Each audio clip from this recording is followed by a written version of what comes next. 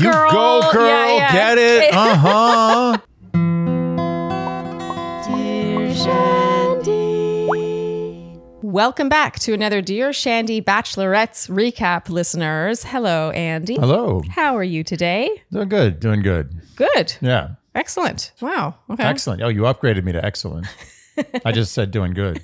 I was saying it's excellent that you're good because that's true. Not to skip ahead to our overall thoughts, I just didn't think this episode was much to write home about. But much ado about nothing, yeah. Yeah. Just not much going on. And we got cheated of an episode, I thought. I agree, and cheated out of some Devastateds. Yeah. Sorry to remind you. But first, we have housekeeping, or do we? Is there any housekeeping? No, we have no housekeeping. I no longer have a cold. I'm not wearing jeans, and we're not traveling. The house is kept. The house is kept. So moving on to our overall thoughts, beyond the fact that we think there was not anything to write home about. Unless you write very boring letters home. I guess I found this one a little unsatisfying. Yeah, there were some nice feel-good moments, but when two of the major villains of the season, pretty much the villains, don't show up, it leaves a little to be desired in terms of either conflict or resolution. Well, I think we all realize that the thing that makes men or women tell all is the fighting. It's like the crashes in NASCAR. Yeah, or at least the self-awareness. Like, I don't need full-blown fights, but at least show that you watched yourself on TV and maybe you see things differently. And so for them to not show up made it very unsatisfying. It was very gentlemanly, men tell all. Yeah, there wasn't a lot of action. It makes you realize that men tell all without the fighting is... It ends up being about pasta sauce instead. Okay, let's get started. Because first, of course, we have that hometown date. Episode 8 kicks off in that live hall where they record the live segments, whatever that place is called. Yeah, what it's in some studio in LA. Oh, it's a studio. Yeah. And Andy, you and I were discussing the signs being held up by audience members here. One of them said, for example, girl dad's rule. And then there were a few others. And Andy, you made the claim, and I can't believe I haven't thought of this before, but I think you're probably right, that production makes those signs. There's an assistant somewhere who makes the signs. There's 100% no question in my mind. You can tell that there's a person. It has the signature of that person. Every sign looks like one person. The signs do look like sisters. Yeah. And they're very generic and watered down. And, I'd like to see some better signage. Just let the people... Although maybe those are actors too. I think maybe the whole thing is a fraud. The whole thing is a fraud. Yeah, it's okay. Is it okay? You don't find it annoying? I can't tell if it's tongue in cheek or not. I can't tell if they're like, that we know that we made these signs and they're kind of stupid. I don't know anymore. Okay, this is why I don't love it. It feels Jerry Springer-ish when everyone in the audience is like, ooh, hoo, hoo, and like, ha, ha, ha, that was funny. Oh, he's bad. Yeah. Boo. Like, it just feels so predictable. Everyone's over-emoting. The signage is generic and clearly pre-screened and pre-made by some production person. Yeah, there's someone who's dressed up like the name of the dog of the villain. I demand a more genuine men tell all audience. I demand it. But look, they're being rewarded with free cruises, so what do we know? Yeah. I mean, I'm dying to know. Yeah, we want to know, are they real people or are they extras? Tell us. The Shandys will know because they know everything, including how to make a nuclear bomb. Now, thanks to us. Okay, so now we are in Salem, Massachusetts for Aven's hometown. And this date opens with creepy sort of haunted house music. They're really leaning into this Salem stereotype. Yeah. Have you ever been to Salem? I have not been to Salem. It's worth a half-day trip. It really is. If you have a half day. That's the most backhanded compliment ever. It's worth a half-day trip. It's a fully front-handed compliment. It's somewhere, if you're driving in the general vicinity, you say, you know what, let's spend a few hours in Salem. It's worth it. It encapsulates creepy quaint. It's equal parts creepy, equal parts quaint. And it's interesting because, they try to lean into the whole witch thing. So, you're like, oh, well, that's kind of creepy. It's like, but it's not really that. It's actually creepy on top of that. Like creepy in ways that they're not trying to be creepy. Oh, really? It's a creepy town. There's something weird about Salem. Wait, can you be more specific? How is it creepy on top of the sort of kitsch creepy that they're leaning into? You know what? I want the Shandys to go visit Salem and you tell me if I'm wrong. Tell me. I want to know. Am I wrong? I'm not going to describe why it's creepy. Creepy is very hard to describe when it's not in your face. I mean, a guy, like some guy coming up to you in the street and be like, hey, little girl, here's some candy. Let me see your panties. Now that's obviously creepy. That's not what Salem is. Salem is you can't quite put your finger on it, but it is creepy and delightfully quaint. Both. Equal parts. Okay. Worth a half-day visit. So again, the music is creepy and haunted, and it's another reminder of just how powerful music is. How crazy is this? If this had been upbeat music, you'd be like, oh, what a jaunty date. Oh, yeah. And instead, it's all like... You know what? I would love to see some of the great movies of all time without music. Oh, yeah. You'd be like, what is this? Yeah. This doesn't work. It's powerful stuff. Rachel sits and chats with Aven now, and she says she's really nervous. And it's because he had told her last week that his parents had not approved of his last 2 girlfriends. And I thought it was interesting how they didn't approve individually. Yeah. So his father hadn't liked one girlfriend, and then his mother hadn't liked another. And she asks if they've ever met someone at the same time. And he said no, because they haven't been together since he graduated college, and they haven't even been, quote, in the same room. Oh, wow. So this is going to be the first time they meet a girlfriend of his simultaneously. And I imagine the powers that be were probably like, ooh, they were like rubbing their palms together, like, ooh, there might be something to it was a palm extract rubbing. from this. Palm rubbing. Yeah.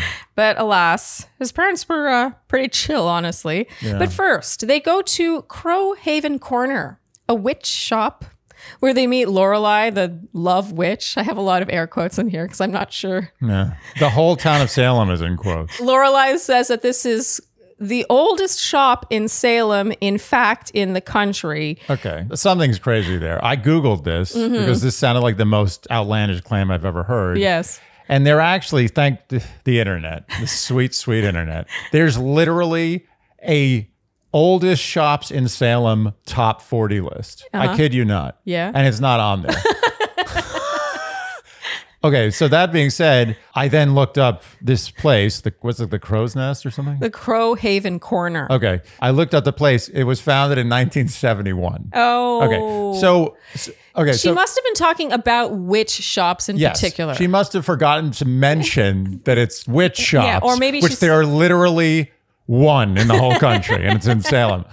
And not to mention, if it was the oldest shop, I would assume the oldest shop in America has got to be at least 1800s, early 1800s, I'm guessing.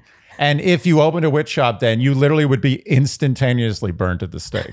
So completely makes no sense. But anyway, 1971. Well, what we got from this is that Lorelai is proud of her shop. Yeah, very and she proud. Should be. It looked like it had a lot to offer. If you want witch stuff, I'm telling you, no question you go to that place. They had crystals, as Rachel pointed out, candles. Very excited. Lorelai has the most hardcore Boston accent we've ever heard. Oh my God. It was amazing. It's not really very befitting of a witch.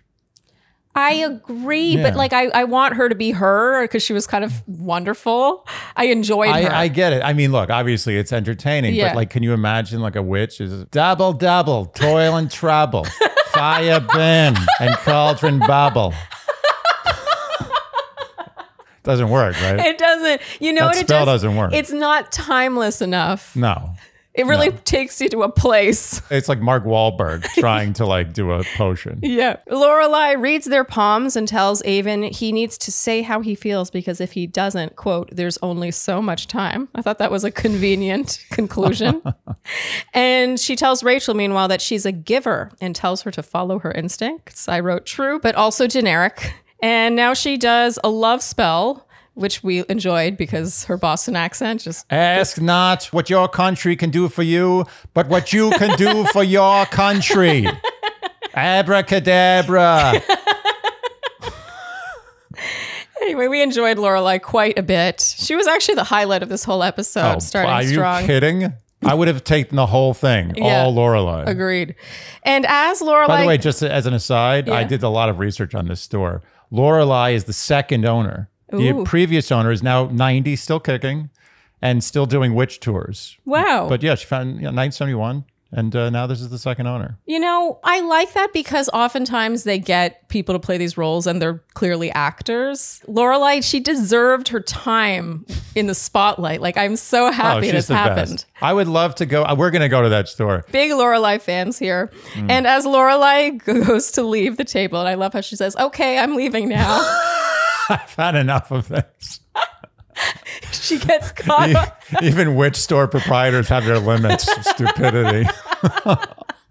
So as Lorelai goes to leave, something she's wearing, I don't know what, it catches the table and it tumbles to the ground. And this was pretty funny, actually, because it was clearly not meant to happen. And we agreed then when we saw the dimensions of this table that this was bound to happen. It was a poorly designed table. I used to have a table like that. Remember the table I used to have, the glass table? I hated that table. Anytime you leaned at all on that table, the other side would flip up. Yeah. Okay, so meanwhile, now back in the live segment, Jesse is teasing what's to come.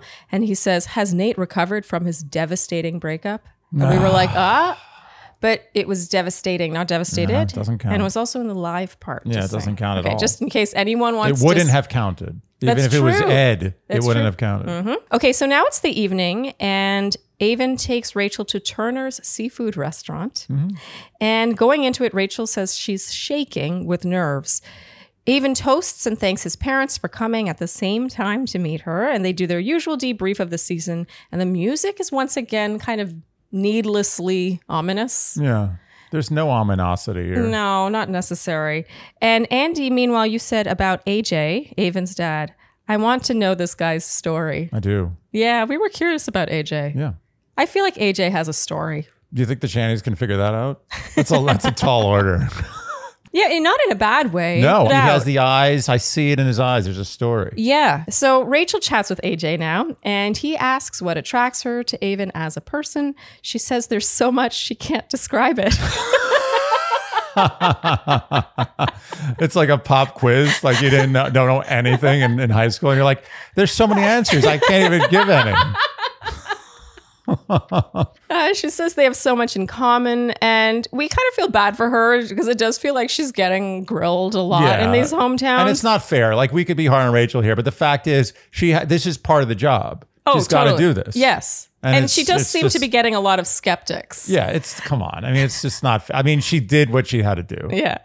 AJ asks if they can bring this into the real world, and she says absolutely. And she ultimately wins him over. We can tell by the music shift, by the way. Yeah. And he asks if she's ready to wholeheartedly commit to Aven. And she's honest here. She says her feelings are so strong, but honestly, at this point, not 100%. And I took this as Rachel knowing how to read her audience because, some parents might perceive this in the wrong way, but you could tell AJ valued her honesty over the fact that it wasn't necessarily what he wanted to hear. Straight shooter. Respects the straight shot. Rachel now chats with Aven's mom, and Rachel says she would never get family involved if she didn't see it. I guess that's why things ended with Tyler so abruptly, right before family got involved. His mom reveals that for Aven to outwardly show so much affection towards her, it's a pretty big deal because he's not really like that. I believe it. I believe it too. As we watch this date, I even said Aven really keeps his cards close to the vest. I think Aven really likes Rachel. I think so too. Okay, so now Aven chats with his dad. Aven reveals that if he gets the validation that she feels the same way, he would trust the connection and quite possibly get down on one knee. And AJ says, don't stop fighting for her because she's a good catch. Wow, Rachel really AJ's won. Into Rachel. As they exit the restaurant, Rachel says it was hard and she was shaking as she entered. And Andy, you said lying is hard. Okay, and we say this in good fun because we just don't think Aven's winning. I say it lovingly. Yes. Because she was given an impossible job and she did it very well. Yes, she did. She did what she had to do. Yeah. I actually think Rachel is excellent at hometowns. She really is. Like expert This is level. where she shines. Yes. Even when she breaks the heart of everyone in the hometown. Aven officially now tells her that he's falling in love with her, and she glows at this. She loves that. This ends with a makeout, and then this is kind of strange. Jesse, now back in the live segment, says that the ladies gave all their guys roses at the rose ceremony. And if we want to watch said rose ceremony, head to abc.com because there's too much to get to, and therefore we can't be bothered with that. abc.com needs some hits. Well, you know what happened is they were like, oh, you want us to promote this movie, Bros? Oh, we need to cut something. We'll cut an integral part of our own show to promote this movie. You're right. Cha-ching! I didn't even think of that, but you're 100% right. So now it is Men Tell All, and attending are Roby, the magician, Jordan H., Termaine, Jacob, Jordan V., Alec, Quincy, Ethan, Spencer, Mario, Meatball, Logan, Tyler, and Nate.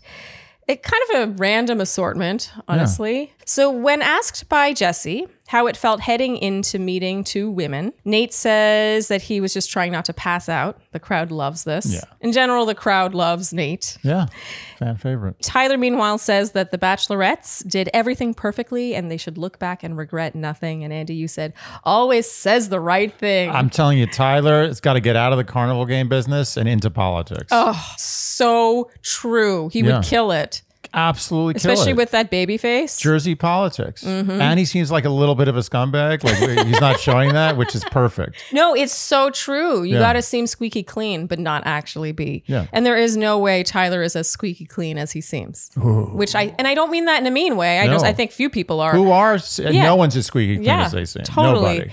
And if anything, if you seem squeaky clean, you're probably filthy. So now we get a recap of the season. Jesse asks the guys how hard it was to navigate figuring out who to pursue.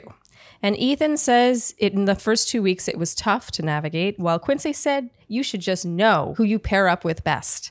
And now they come at Jacob for his lack of manners with how he handled telling Gabby he wasn't into her.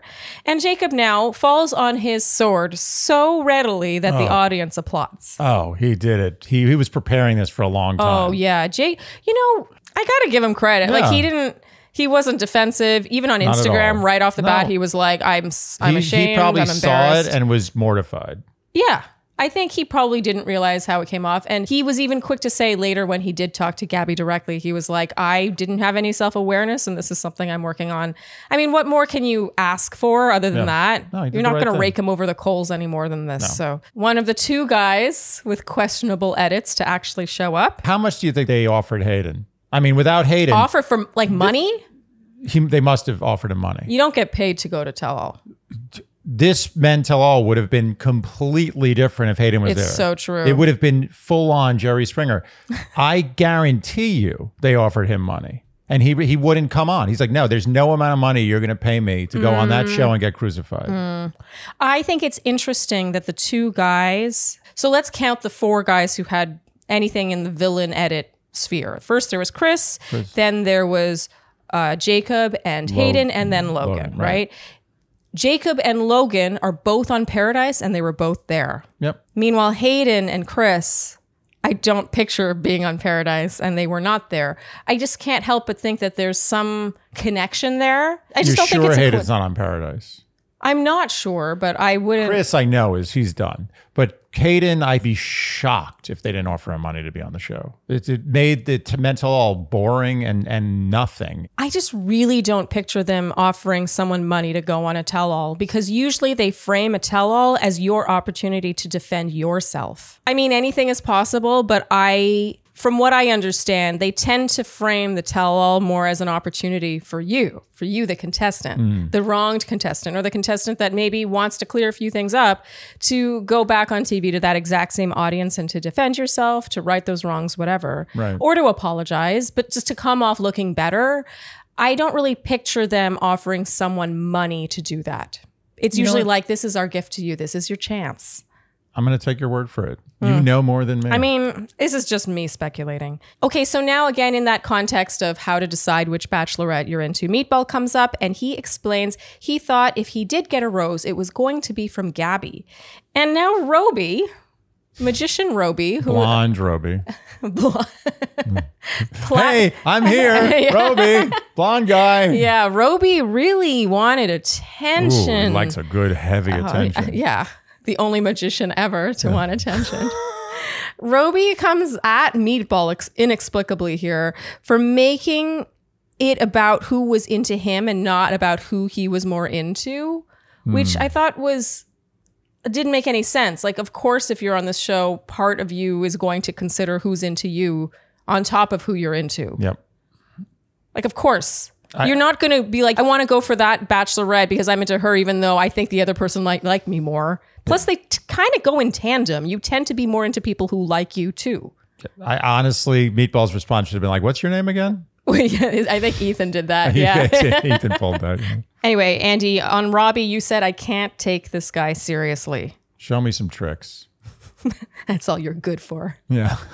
Make your magic tricks, magic man. Sharleen. Yes? Your hair looks divine. Oh my, thank you. I was actually just noticing that yours looks very full. Oh, well, and lustrous. I mean, look, I'm not saying that we owe all of our hair to Nutrafol, but I will say that there is a thickness that wasn't there before. Yeah, that I think that we're going to have to give credit where credit's due right there. Yeah, I feel the same way. It's like, okay, when you take supplements and things, all you can really do is notice like small differences. But I have to say that I have noticed a difference.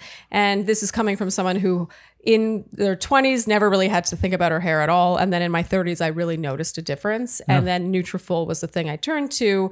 And I've noticed that it's given me my oomph back. It's made my ponytail just a bit more. I get what you mean. And I'll tell you, I'm in another age category. And I will tell you that category results in some pretty significant hair thinning. Hair now, gone tomorrow. Oh, that's awful. Yeah. But it's true. I mean, let's be honest. People don't get more hair as they get older. No. And so it's nice to just have a little bit of help in your corner to help keep what you've got and maybe grow a little bit more. It is physician formulated and clinically shown to improve hair growth, thickness, and scalp coverage. And supports healthy hair growth from within by targeting the 5 root causes of hair thinning. Do you know what those are? I'm going to go with stress. Very good. Hormones. Yes. Environment. Wow. Nutrition. Excellent. And metabolism. And I think this is a pretty impressive number. In a clinical study, after 6 months of using Nutrafol, 86% of women reported improved hair growth. I mean, that's pretty solid for something that's sort of hard to really pinpoint in the first place. Yeah. I mean, I would take like 51%. That's good for me. And I've got the men formula. I've got the women's. They're different. Bespoke.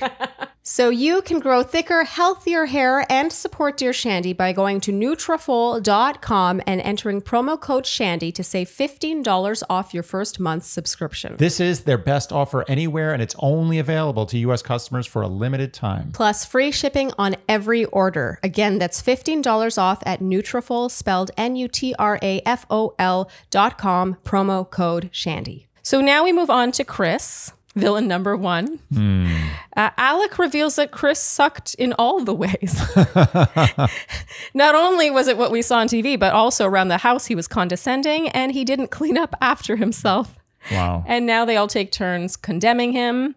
I believe it. I believe it too. He seems like he sucks. The not cleaning up after yourself, can I just say, in that mansion, whenever someone doesn't do that, you notice and it's annoying. Yeah. Imagine if everyone did that. There was one girl on my season who would always make these green smoothies and would leave the glass. First of all, she'd leave the blender just unrinsed. Ooh. She would just leave the blender there with like green shit all over it, and then drink it out of this big glass and then just leave the glass somewhere around the house. And I think viewers mistakenly think that you're cleaned up after, but you're not. Oh, wow. There's room service when you get over into hotels and stuff, but in the mansion, you're washing your own dishes, you're cooking your own food.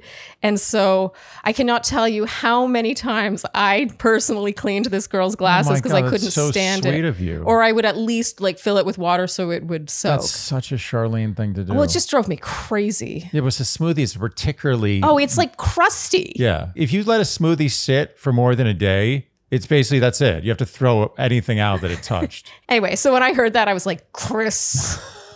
Okay, so Jesse mentions in passing now that someone did show up, meaning Logan. And you can already sense now how the show is treating him differently, I said. Oh. I think partly because of Paradise. I don't know if maybe, I don't know. Slightly because of Dear Shandy. We're giving ourselves a lot of credit there. But I do wonder if things go very well for him in Paradise and now suddenly they're all in each other's good graces. Didn't it kind of feel like this? All I can say is this is the early stages of an extremely large and grandiose I told you so. and I'm enjoying it. This is like the amuse-bouche of my I told you so. Well, based on that preview, it seemed like he's, as someone said, a hot commodity or in hot demand. Yeah. And maybe that'll work against him. But you know what it's consistent with? Your A game. Mm-hmm. Okay, so now Hayden, villain number 2/3, who also isn't there. Jesse brings up Hayden, mentioning his use of demeaning terms, comparing the women to his exes, and that infamous single word, rough around the edges. And the guys once again take turns condemning him. I said, I've got to say, these villain smackdowns don't quite land the same when the person in question doesn't show up. Yep. This was just so unsatisfying. And you know what would have made it more satisfying? Paying Hayden to show up. You got it. Well, yeah, it's just sort of an echo chamber of everyone saying things that we already know and already think. It's the exact same flavor that he left with. There were no surprises in this Men Tell All. There were no revealing moments. There was nothing. I gotta almost, look, I don't like Hayden at all, but there is a real lack of fucks given to not take this opportunity to try and clear your reputation at all. I agree. Like, he doesn't give a fuck. He's that person. He doesn't have the capacity to lie on TV enough to make people think that he's not that person. Oh, I see what you mean. Okay, so he is not remotely remorseful. Yeah, he has nothing to regret. He's like, wait, I don't understand. What did I do wrong? Like, he's that person. Yeah, he totally is. And even if he knows he did something wrong, he's like, I can't dig I don't have the gumption to dig myself out of that hole. I can't lie. I may be a liar, but I can't lie that hard. Or maybe his revenge was not going on because he knew the tell-all would suck without him. Ooh, I like that. Okay, so now we've moved on to villain number 4, Logan. I laughed when Jesse brought things over to Logan and he clearly looks like he's about to get up. Like, he knows his hot seat is coming. He's been briefed on this. He's probably got his own trailer or getting ready area. I say this as someone who had a hot seat. Yeah. I knew I would have a hot seat. I knew what would be asked of me in the hot seat. And I had my own room where producers would come and go. Like, I wasn't getting ready with everyone else. You were a featured Women Tell All. I was a featured guest. Yeah. But what was funny is when Jesse was like, okay, so now moving over to Logan. And usually there's some talk. Usually there's some talk first before he invites him up. And once he said Logan, Logan was like, I just love. He was ready to go. Yeah, he was ready to go. And he also just was like kind of jumping the gun and kind of seemed like he wasn't in his element, but it was also really endearing. Okay, so first, before the hot seat, Ethan says the group date being canceled really rubbed him the wrong way. I had to say, not directly Logan's fault. Nope. Just saying. Spencer says that when Logan came over to their side, he knew their conversations would be shorter at that point. I gotta say, once again, not directly Logan's fault. Yeah, butterfly flaps its wing. Don't blame the butterfly. Logan owns accepting a rose to be able to explore things with Gabby, saying it was worth it to him if she was his future forever partner. And no one really has a rebuttal to this. And I wrote, it's at times like this when I love how seriously everyone is forced to take things. Everyone there has to take this seriously. And so no one can therefore accuse someone else of not taking it that seriously. Do you know what I mean? Like, right. Logan gave the answer of, I'm taking this seriously. Yeah. And who are you to be like, no, you're not? Because you also could be accused of not taking it seriously. So him being like, she could have been my forever partner. They're like, damn it. Yeah. You know, like, what have you got? No comeback. Yeah. That's it. Okay, so now Logan's officially in that hot seat. Jesse says, tell me if I've got this right. You flirted with both Gabby and Rachel. You made out with both Gabby and Rachel. You joined Team Rachel until you didn't. And in response, Logan says, in layman's terms, that's sort of right.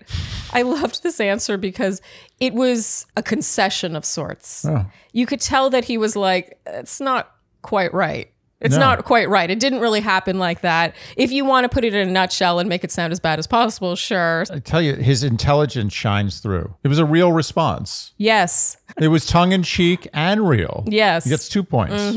He says, looking back, after Rachel gave him that rose in that big rose, the one with they drew the line in the sand. Ah, yeah. The line in the sand rose ceremony, as I'll call it. He would have liked to have found the right moment to pull both ladies aside and to say he was open to exploring things with Rachel, but to be honest, the connection that moved him was with Gabby. Termaine takes issue with this. I mean, of course, remember, Tremaine rejected Rachel's rose and didn't get a shot with Gabby. He rolled the dice. He rolled the dice. Came up craps. He says that he doesn't have the sympathy card that Logan seems to want. And Logan's like, I don't want anything from you. Amazing. What does Tremaine have any business even weighing in on Logan? I also didn't get the impression that Logan was seeking sympathy. No, he's not. There was nothing about his performance that was like, oh, feel bad for me. Zero. It was more like, I just don't think I'm a horrible person. He's like, good luck with your Bitcoin, Tremaine. Good guy, though. I like Tremaine. No, I actually like Tremaine fine. And I thought what he did was very noble. Yeah. But he had no business stepping into this fight. I don't think so, yeah. But it's okay. But he was no Roby. No, not that bad. Jordan H. now chimes in to say he thinks Logan thought that if he flipped, that he could stay around longer. And Logan says he disagrees. He says he thought there was a very good chance that when he left Rachel, Gabby would also reject him. He says it wasn't the easy choice, and it certainly wasn't because it was convenient. And people are going to say we're biased, but I mean, I also agree with this. How many times? How was this the easier thing to do? He definitely, I mean, COVID aside, we don't know because of COVID, and we can do COVID in air quotes if people want, but I think he was going to make it pretty far on Rachel's season. I don't think people are appreciating enough that Logan might have been taking this journey more seriously than anybody. Yes. The fact of the matter is, many times, I don't know, I don't want to say who hasn't, but I know I have many times had 2 women. I've had many women in my life. No, but seriously, who hasn't had at some point? I see what you're saying. Maybe people haven't had. No. I can see what you're saying. Like, if you're a single person dating today and you haven't had exclusivity conversations, you can easily be dating 2 or more people at the same time. For different reasons. Like, add up all the things you like about both of them, and each one, in their own different ways, adds up to 50%. And then you're stuck. I think some people would make the counter argument that if you cannot pick a favorite out of 2, that means you shouldn't have either. No, you just have very good taste. You have to attract very high quality partners. Okay, so what's your point here then, that Logan... My point is that he was just doing what any normal person would do if they were presented with 2 very high caliber candidates for their mateship. And I do think if the genders had been reversed, we would be applauding female Logan. Agreed. Oh my God, let's think about this for a second. There's 2 bachelors, and there's one woman who gets along with both of them great, makes out with both of them, has great banter with both of them, and then takes 1 rose from one, and then it's like, or takes a few roses from one, and it's like, I actually think I like the other guy better. We would be like, get it, girl. You go, girl. Get it.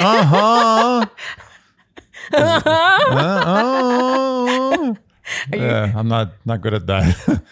How do you do that? I don't know. You're better at it than me. Is it? What is the finger goes this way and the head goes the other way? Is that how it works? Why is that so hard for me? I know I can see someone doing it, but I can't make it happen. I can do it in slow motion. How about I'll speed that up? Okay. But yeah, in short, I also disagree with Jordan H. here. I think the safe bet would have been to have stayed with Rachel if his intention was simply to last as long as possible. I think him going through such an inconvenient path showed that he actually really did like Gabby. I agree. But I'll never understand why people came after him. Yeah. Never. Yeah. Okay, so now Jesse asks if Logan regrets pursuing Gabby, and Logan says he wishes he'd gone about it in a different way that didn't affect so many people, but ultimately does not regret it. And I wrote, and remember, the reason it affected so many people was not because of him, but because of the powers that be. Agreed. We did find it weird that they didn't talk about his COVID gate. Yeah. It was just kind of odd. This is one of the strangest things I've ever seen, not only on the show, but on TV in general. Like his whole COVID thing. The whole thing, the COVID situation, and then the lack of addressing any post-mortem on that. Yeah, totally. Like anywhere. Like the internet's abuzz with conspiracy theories. I really want to know. Well, I don't think he didn't have COVID. I just find it weird how they're handling it. There wasn't one mention. As a matter of fact, if I really wanted to get a layup, I would have made COVID the word watch. And I would have lost again. Okay, so Jesse announces that everyone in the room will get a free cruise. You get a cruise, you get a cruise, you get a cruise, Oprah style. It's a good It's a solid. It's like $1 million worth of cruises. And now it's Nate's turn in the hot seat. But before we talk about this, we have to talk about his outfit. Sharp-dressed man. Oh, he was my best dressed. Yeah.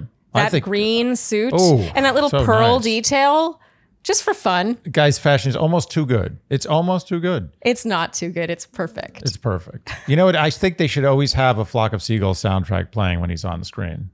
I think it would really help. What, is that a movie? Flock of Seagulls? Yeah. It's a band from the 80s. He's just such an 80s emo guy. Nate? Yeah.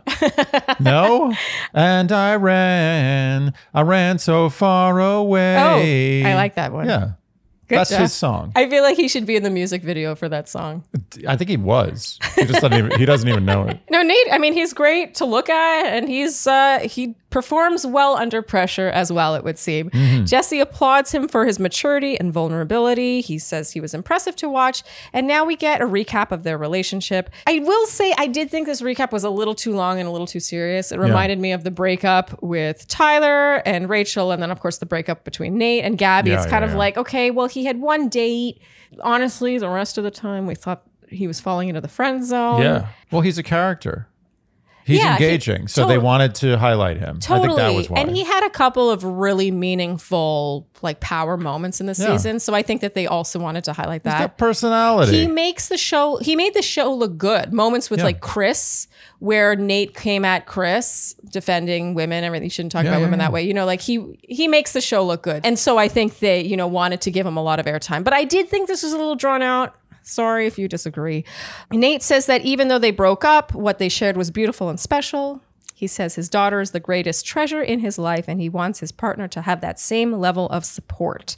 Jesse asks what he would say to his daughter if she's watching.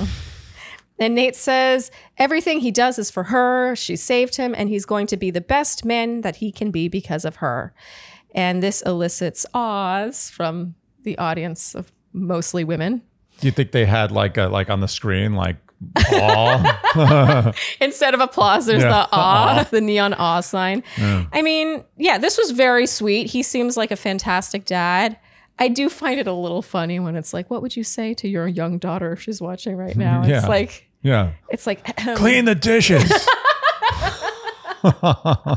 Exactly. Like, what's he going to say? Yeah. I mean, come on. It's a layup. Yeah. He knocked this out of the park. Yeah. Jesse now brings up the allegations that he kept his daughter a secret while he dated someone for 1.5 years.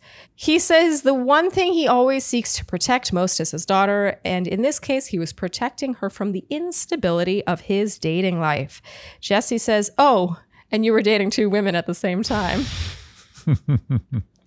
Nate says he should have communicated better, and he apologizes, and he's a different man now than he was then. Jesse does not let up. He's like, well, people are questioning your feelings for Gabby and whether or not what you said to Gabby was real. And Nate says every moment and emotion he had with Gabby was real. I gotta say, that is such a... I mean, we get such a small taste of this with this podcast, but it really applies across the board, is this assumption that if you do one bad thing ever, you're a bad person. Right. Like if you don't handle something the way people deem to be the right way. So because he maybe led on 1 or 2 women, or, you know, didn't tell them about his daughter or whatever, I'm actually not really up on the rumors. So I'm sure they're not flattering, but I find it's so like Bachelor Nation-y to be like, well, in that case, everything he's saying on this TV show right now is a lie, and he's in general a terrible person. Well, that's the thing. I think it's ridiculous to assume that everyone who's cast on these shows is like an ambassador for how to behave in a relationship. Totally. Or that it's always one way. Yeah. Like, I'm sorry, you're going to be one way in one relationship and not that same. I have been in relationships that have not brought out the best in me, is all I'm saying. If everyone could be seen in their worst moments, in their worst relationships, everyone would look like an animal. Yes. Yeah. Well said. Nothing Andy. against animals. And now Alec chimes in to say, great men make other men better, and knowing Nate has made him better. Nice. I thought that was really sweet. Yeah. Okay, so now we have some Paradise promotion. Right on schedule. Serene. Oh.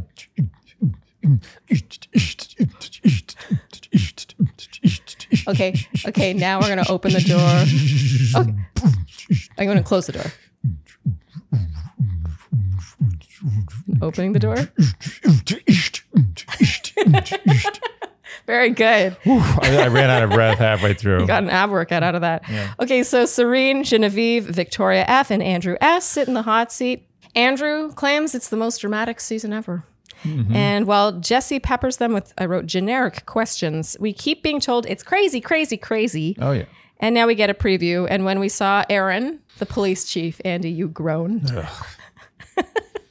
Maybe he'll change your mind this time. I doubt it. We agree Jesse shines in this live show environment. Yeah. He really comes into his own in these. He does. Yeah, We he's kind of good. make fun of him here and there with the regular programming. And I actually think he's really good at that too. But I feel like in these live segments, you're like, oh, wow, you really have been hosting for the last decade plus. Yeah. I can't imagine someone doing it better. Same. Like I can Especially imagine. having had a taste, by the way, hosting. I'm blown away. This is very impressive. So would you say Jesse Palmer is your idol?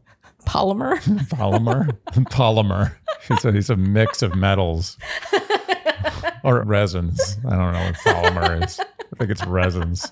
Yeah, no, I think he's great at this. Yeah, he's honestly, good. it would be hard to improve upon. I would say that in the live shows, he's significantly better than Chris Harrison.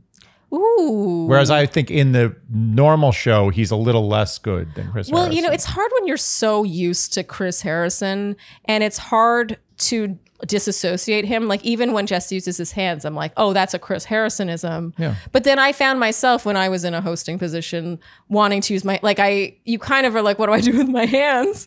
And so I don't know. I have a new appreciation for this. And I think especially in this live show environment where you really need to be more off the cuff. Yeah. And maybe that's why he is so good at it, is because he's not constrained by lines. Yeah. I thought he did really well here. And you know, every artist is a cannibal. One of my favorite lines. Cannibal? Every artist is a cannibal. Every artist you've ever liked in your life has cannibalized the work of some other artist before him or her. Isn't it like just copied? Like, why is it cannibalized? To be honest, it was something that was written on a T-shirt I got at a U2 concert when I was like 16. Wait. It was. And you were pretending that was your own. I was. Well, I wasn't. Oh my God, really. you were cannibalizing someone else's art by saying that. That's so meta. I was cannibalizing a saying about cannibalizing art. Yes. I guess imitation is flattery, and it's not quite imitation, but you need to get your inspo from somewhere, just as Chris Harrison might have gotten his from somewhere. Yeah. Okay. Maybe Jeff Probst. Oh, yeah. Okay, so Gabby and Rachel finally arrive. They say they're so grateful to have had each other through this, and they'd have it no other way. They survived. Yes. Ostensibly. Jesse gets right away to the first impression roses. I'm so glad he did this because I gotta say, not to do another I told you so, but it is pretty satisfying how even episode 1 we were like, Mario! Like it made no sense. None. Still doesn't make any sense. It makes even less sense now than it did then. Yeah. So Jesse asks what happened with Mario. Gabby said that she wasn't sure what side he was on until towards the end when he did say he was there for her. Mario sees this very differently and says that he was only having a conversation with Rachel at that point. This is after he had gotten that first impression rose, and that he didn't pivot, unlike some people. Namely Logan. And then there's I'm going to insert it right here. So he says, like, unlike some people pivoted, you know, like Logan, for example. He starts pointing fingers elsewhere.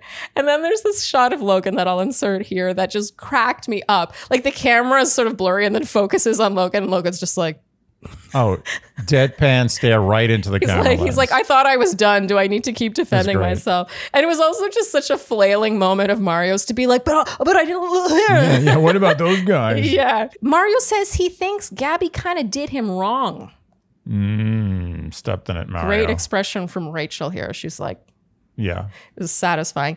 Gabby says she actually feels the same way and didn't get a clear message from him that he was in for her until she made that decision for him. And at the end of the day, she wants to be chosen. I thought this was a mic drop moment. Absolutely. And not to mention, did him wrong. She did him right. She gave He didn't deserve the first impression rose. I don't know what happened especially when we saw that kiss at the end of this episode. Yeah. Which was, by the way, it was even worse than I thought it was. She gave him TV. She gave it to him. It was a gift. Yeah. He should be grateful. And he got I think he honestly got a little too big for his britches. Yeah. That's sort of how it felt. He was got like, first impression rose head. Is that a thing? I wonder if I got that. No, you got the opposite. I think you shied away from the cameras after you got the first impression rose. Jordan V. Now, Rachel says she never wanted anyone to feel strung along and she was just following her heart. He compliments her and her dress. It was a lovely dress. Yeah, nice dress. And thanks her for the experience. This whole thing is just very amicable. And now we move on to Jacob. What? I still don't understand what happened with Jordan V. There was no explanation. Yeah, she just didn't feel it. It kind of felt like he deserved to A little more. be strung along a bit longer. Yeah, just a little bit. Like 1, 2, maybe 3 episodes. Yeah. And now Jacob, he admits that what he said to Gabby was very hurtful and it took watching it back to realize it. He says he obviously didn't have self-awareness and he's trying to better himself. And now he gets emotional, kind of seems to be on the verge of crying. And Andy, you said, "Oh, please," as he apologizes. And his apology is accepted. It did seem to be laid on slightly thick. Yeah. But I think he planned the cry. He's like, this will get them. Well, I'm always suspicious when you don't even see the misting of the eye. He's a good actor. Maybe. Okay, Tyler now. Rachel apologizes but says she could not get there. Tyler doing what Tyler does best. Rises to the occasion and says it was tough, but he thinks she did everything perfectly. And her greatest attribute is wearing her heart on her sleeve, and he respects her so much, and people applaud. And for this reason, I'm announcing my candidacy for New Jersey Congressman representative. I mean, he would be good at it. I mean, if that's what it takes. If he listens to Dear Shandy, I hope he takes this to heart because that's his calling. Yeah. That's what we need. More Tylers in the House of Representatives. I think we probably have enough already. Okay, and now Nate. Gabby says that he's such a leader for all men and how he treats women. He tells her she handled everything with grace and class and he still adores her. And all in all, it's all just happiness and hugs. Yeah, lots and of happiness. rainbows and butterflies. No fighting, just joy.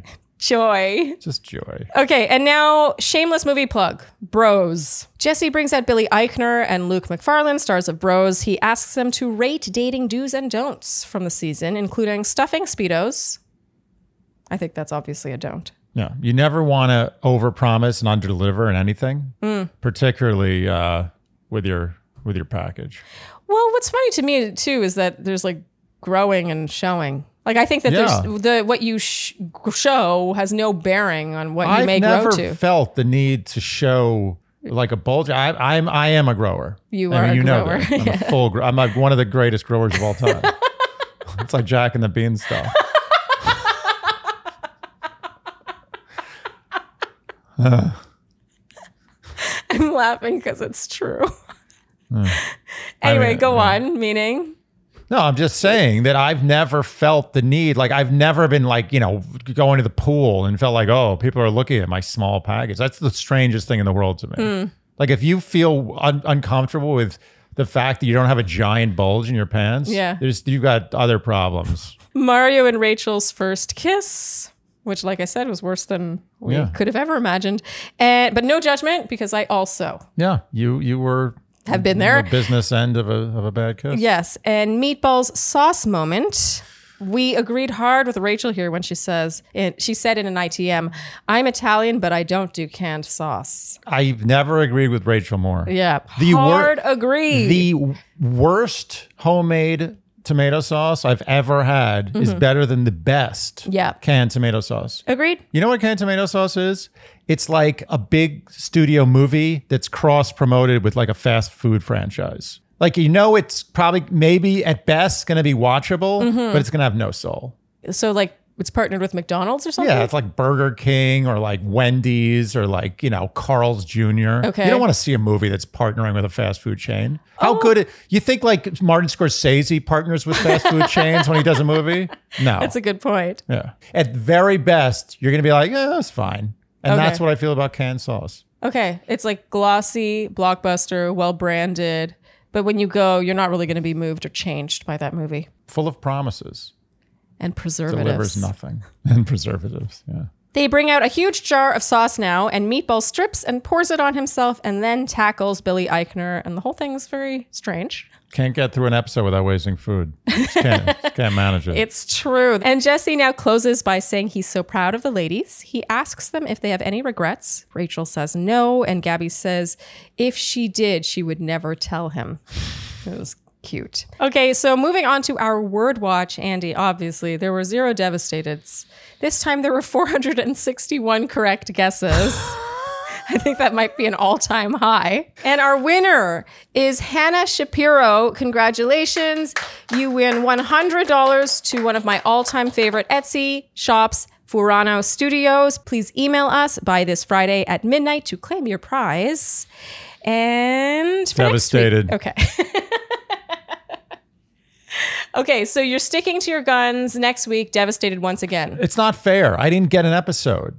There wasn't an episode. For Aven's thing is there wasn't a real shot at a Devastated in that date anyway. Okay. It's not fair. Okay. It's not fair. Okay, so we're going to stick to Devastated. You're not cutting your losses just yet. No. So if you would like to join in the Shandy Word Watch fun, and for episode 9, guess the number of times you hear the word Devastated. You can guess either below this YouTube video or over on the Instagram post for this recap, the number of times you predict the word devastated will be uttered next week, episode 9. And if you guess correctly, you'll be entered in a draw of probably more than 461. And one name will be drawn and that person will win $120 to Caitlin Bristow's wine brand, Spade and Sparrows. The odds are getting pretty bad now. They are. I mean, maybe we should up the price to like $10,000. So good luck. You'll need it. Oh, and you must submit your guess by this Friday at midnight. So moving on, Andy, predictions. I don't think we have any changes. No. Okay. So if you want to know our predictions, they're what we said last week. And if you didn't watch last week, then shame on you. Okay, that's a wrap, Andy. Any final thoughts? That was a little bit torture. Yeah. That wasn't fun. Tell-alls used to be halfway decent. I used to like them arguably the best. Yeah. You know, because I wanted to see the self-awareness discovered or developed since filming the show. Jacob gave us a tiny bit of that. Logan gave us a tiny bit of that. But then to not have Chris or Hayden, the two best villains, you could argue, on to either defend themselves or to double down or to apologize, whatever, it felt very anticlimactic. But also not to blanket diss the whole cast, but there weren't any really big personalities this year. I feel like it was just kind of like, I agree. Like Logan stood out. I mean, in another season, Logan may have faded into the background. Mm-hmm. But to me, Logan stood out. He was like James Bond on this season. Yeah, the best we could get was Roby. Roby, who had to dye his hair blonde. You know, Roby apparently, we're being told, is a star. I know. I because I said Steve no jobs. Yeah. Which I really was proud of until I found out that he actually is a pretty successful magician. Mm-hmm. So and brother to Lily Sobieski. Yeah. So what do we know? Yeah, what do we know? But he still had to dye his hair blonde. Yeah, and he kind of acted like someone who doesn't have a job in this tell-all. Yeah, he showed us that he's not making the big bucks in magicianry. Is it magicianry? I think it's just magic. Magic. Okay, if you enjoyed what you heard today, you know what we will ask of you, and that is to like, subscribe, hit the notification bell, follow us on Instagram, tell your friends, leave us Apple and Spotify podcast ratings and reviews, and generally do all the things you would do to support a podcast you enjoy. Thank you so much for tuning in, and we'll see you next time on Dear Shandy. Bye-bye.